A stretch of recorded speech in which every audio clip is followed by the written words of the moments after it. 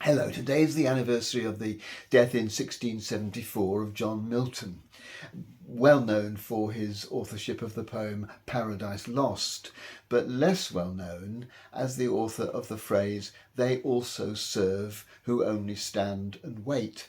This was the last line of a poem that he wrote in probably in the early 1650s, not published though until 1673, but written probably in the first years of his complete blindness. Probably it was glaucoma, or he maybe had a detached retina in each eye, but whatever the reason was, he was totally blind from 1652 onwards, and seems to have thought, if this poem is anything to go by, that that saw the end of his useful life.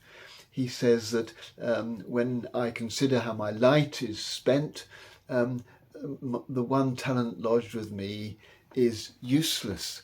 He may have been referring to his civil service work, because he was a passionate supporter of Oliver Cromwell. He was a great Republican and served in Oliver Cromwell's government, but he may also, and perhaps more likely, be referring to his talent as a poet. And of course, he must have felt that that was going to be diminished by his blindness, having to use to dictate everything and so on. But actually, his best work, including Paradise Lost, was written after his blindness.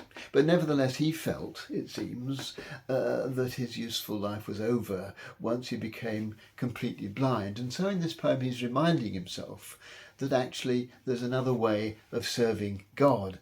God does not need either man's work or his own gifts. Who best bears his mild yoke?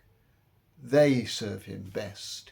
In other words, he's looking at his own situation and perhaps saying that just to learn how to live with the blindness, just to bear his mild yoke, was a good way of serving God. Because, as the last line of the poem says, they also serve who only stand and wait. And it struck me as a useful lesson for all of us, because we all have some kind of restriction in our lives.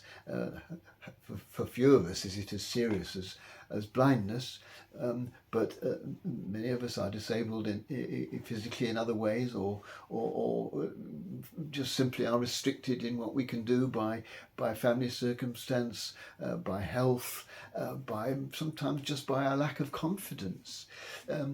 But there are ways in which we just feel that we're not able to do very much. But sometimes we need to do, as John Milton was encouraging himself to do, to just bear the mild yoke.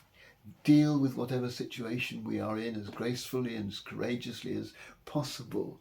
And in that way we serve our Maker, as John Milton would have described God, best.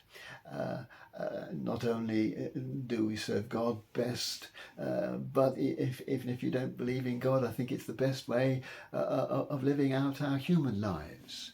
And so today I want to echo John Milton's words, that they also serve who bear their mild yoke courageously. They also serve who only stand and wait.